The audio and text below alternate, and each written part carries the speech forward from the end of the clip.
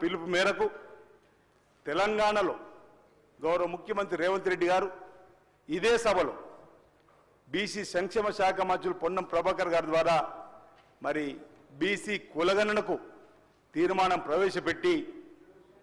సుమారు 1 లక్ష పైన ప్రభుత్వ ఉద్యోగులతోటి శాస్త్రీయ పద్ధతుల్లో ఈరోజు కులగణన జరిపిన తీరు ఆదర్శనీయమైంది, తెలంగాణ మోడల్ అయింది ఈ దేశంలో ఉన్నటువంటి ఇతర రాష్ట్రాలకు. 2011లో దేశ జనాభా లెక్కించి తదుపరి దేశ జనాభా లెక్కల్లో రాని సందర్భం ఈ 2020లో ఏదైతే కేంద్ర ప్రభుత్వం దేశ జనాభా లెక్కలు జరిపినప్పుడు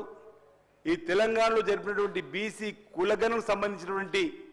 దాన్ని మోడల్గా తీసుకొని దేశవ్యాప్తంగా కూడా కులగణన చేయవలసినటువంటి అవసరం ఉందన్నమాట ఈ సందర్భంగా చెబుతూ ఈరోజు క్యాబినెట్లో చర్చించి అసెంబ్లీలో కూడా చర్చలో తీసుకొని వచ్చి ఆనాడు ఎన్నికల కంటే ముందు మేము కామారెడ్డిలో బీసీ డిక్లరేషన్లో 42% ఇస్తామనేటువంటి మాటకు అనుగుణంగా రాజకీయ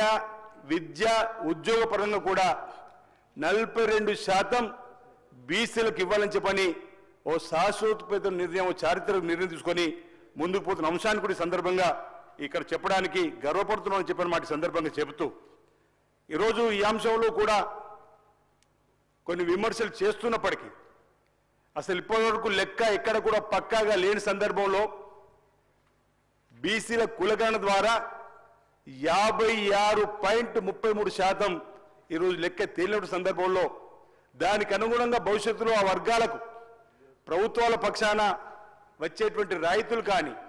వచ్చేటువంటి ఉపాధి కానీ, వచ్చేటువంటి న్యాయం చేసేటువంటి కార్యక్రమాలకు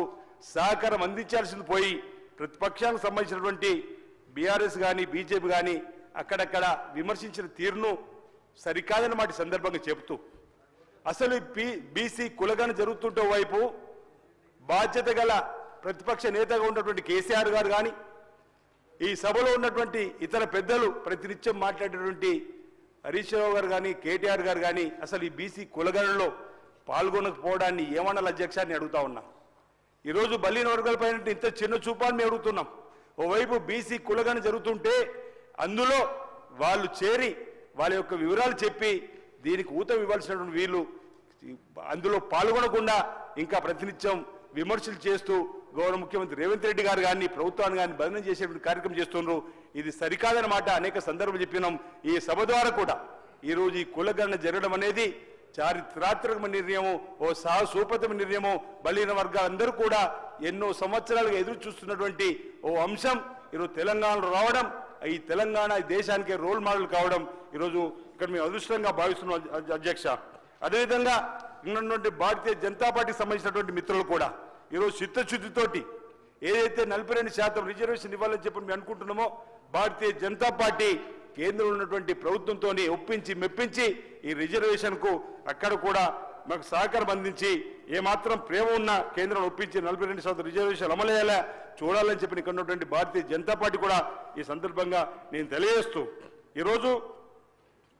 అన్ని విధాలుగా బలహీన వర్గాలకు సంబంధించిన వారికి న్యాయం జరపాలని చెప్పిన ఆలోచనతోనే ఈ ప్రభుత్వం ముందుకు పోతున్న మాటలు చెప్తూ ఈ అంశంలో బలహీన వర్గాలకు సంబంధించిన వాడిగా మా ముఖ్యమంత్రి రేవంత్ రెడ్డి గారికి సర్వదా రుణపడి ఉంటామన్నమాట ఈ సందర్భంగా నేను తెలియజేస్తూ సర్వేలో పాల్గొన్న వారి కోసం కూడా రెండోసారి కూడా మళ్ళీ 10 రోజులు కూడా అవకాశం ఇచ్చినటువంటి సందర్భాన్ని కూడా గుర్తు చేస్తూ ఈరోజు ఈ తెలంగాణ రోల్ మోడల్గా